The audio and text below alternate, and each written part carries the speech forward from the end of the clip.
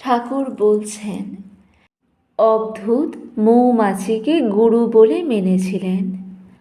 মৌমাছি অনেক কষ্টে অনেক দিন ধরে মধু সঞ্চয় করে, কিন্তু সে মধু নিজের ভোগ হয় না, আর একজন এসে চাক ভেঙে নিয়ে যায়।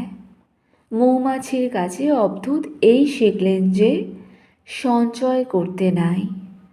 সাধুরা ঈশ্বরের ওপর 16 আনা নির্ভর করবেই, তাদের সঞ্চয় করতে নাই। ঠাকুর বলছেন, এটি সংসারীর পক্ষে নয়।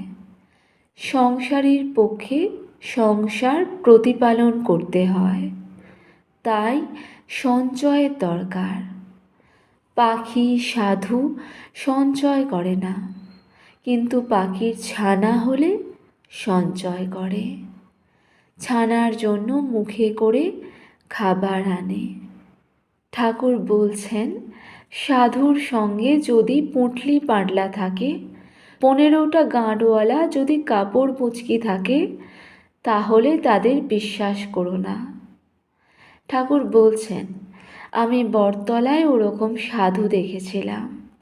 2-3 জন বসে আছে, কেউ ডাল বাচ্ছে, কেউ কেউ কাপড় সেলাই করছে, আর বড় মানুষের বাড়ির ভাণ্ডারের গল্প করছে। বলছে, আরে ও बाबू ने लाखों रुपया खर्च किया, साधु लोगों को बहुत खिलाया, पूरी जिलाबी पेड़ा बर्फी मालपुआ बहुत चीज़ तैयारी किया था।